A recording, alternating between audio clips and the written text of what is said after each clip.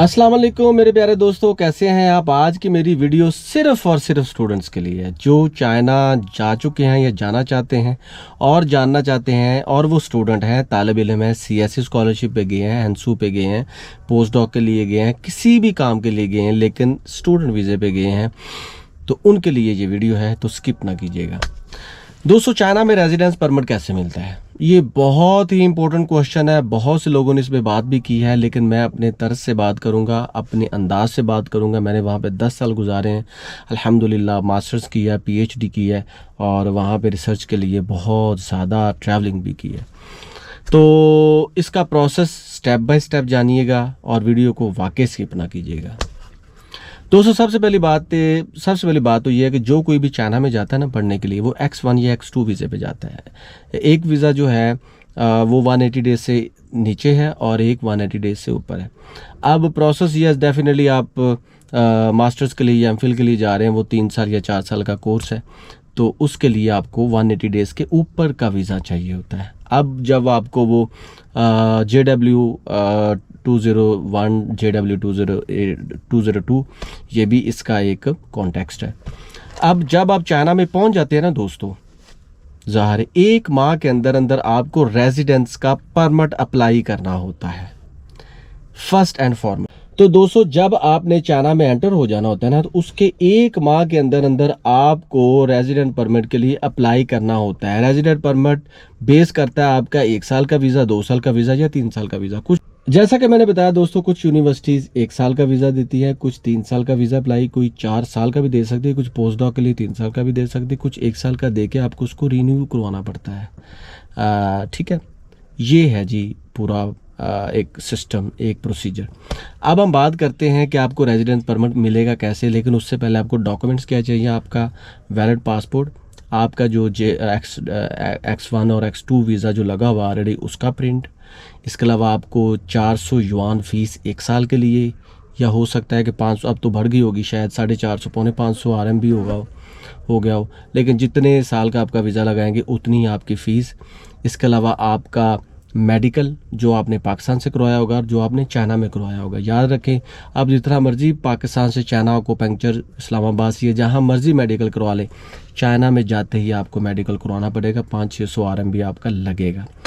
तो उसके डॉक्यूमेंट्स, इसके अलावा जनाब आपके तस्वीरें।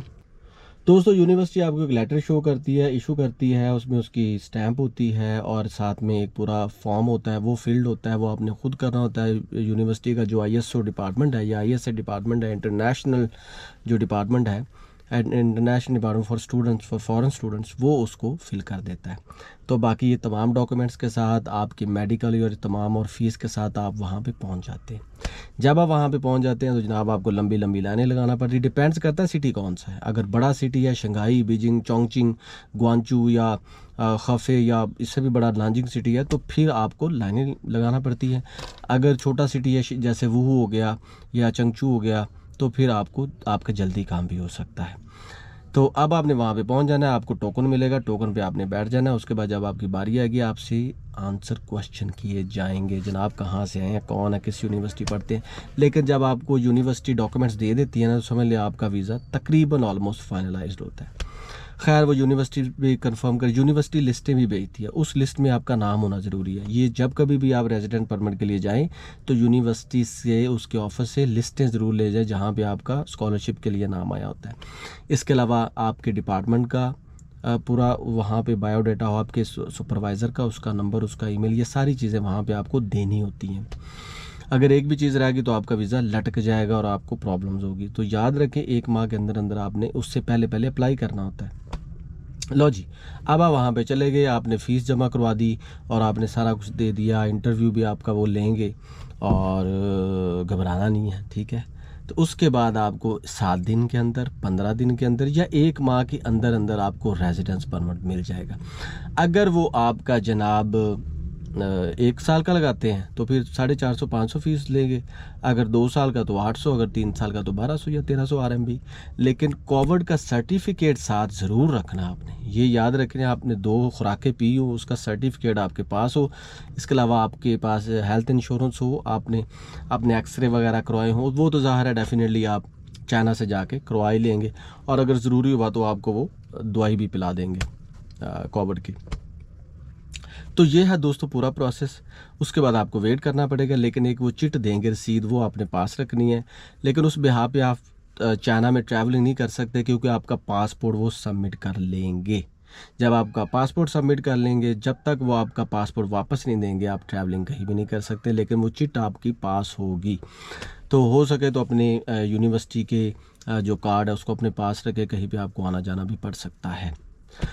तो दोस्तों, कोई क्वेश्चन हो चाइना के रेजिडेंस के मतलब, चाइना के वीज़ा के मतलब, चाइना की स्टडी के मतलब, चाइना में कैसे एडमिशन लेते हैं, चाइना में कैसे प्रोफेसर को हायर करते हैं, कितना आपका ड्यूरेशन है, कैसे आपने चाइनीज़ लैंग्वेज सीखनी, तो ज़रूर भाई को पूछिएगा।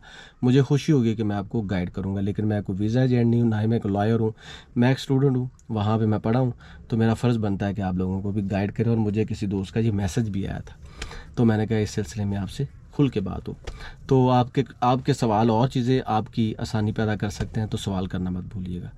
तो आज के लिए बस इतना ही। मिलेंगे नेक्स्ट वीडियो के साथ। भरपूर ख्याल रखिएगा। अल्लाह हाफिज़।